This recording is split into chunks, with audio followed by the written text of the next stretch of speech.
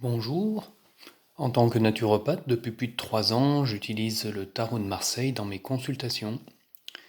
Pas de façon systématique, mais assez régulièrement, de façon complémentaire et en fonction des situations rencontrées. Aujourd'hui, je souhaite te le proposer à part entière et pour cela le mettre en avant en vous le présentant. C'est un jeu de 78 cartes, composé de 22 arcanes majeures,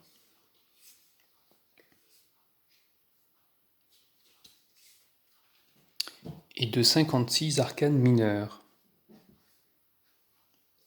avec les épées,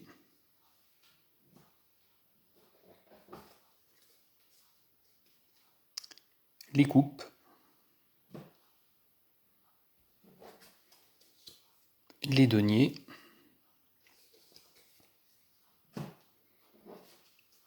et les bâtons.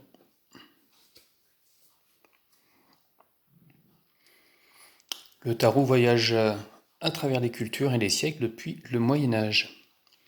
Alors qu'il est généralement employé comme art divinatoire, suite à ma formation de naturopathe, je l'aborde dans ma pratique en tant qu'approche thérapeutique.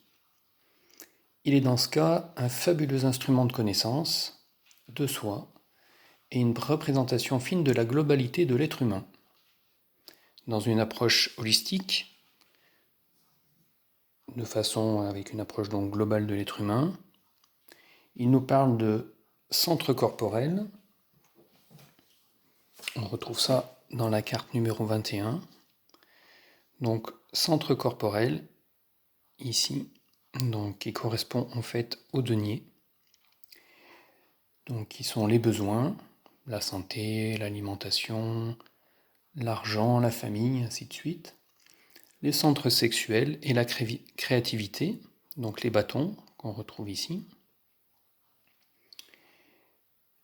Le centre intellectuel, donc avec les épées qu'on retrouve ici.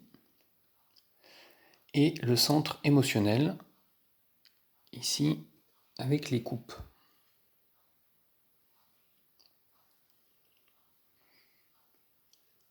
L'ensemble des cartes sert d'appui à la construction de la conscience et à l'élévation de la spiritualité de l'âme.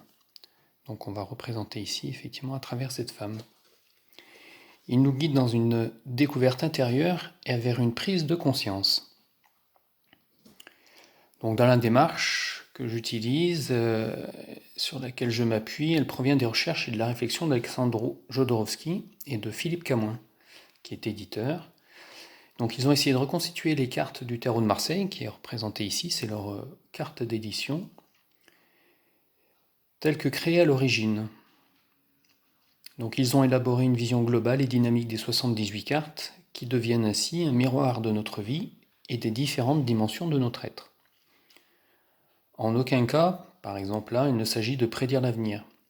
Il est question de faire un point et d'envisager les options qui s'offrent à nous. Le tarot, comme le thérapeute, ne détient pas la vérité.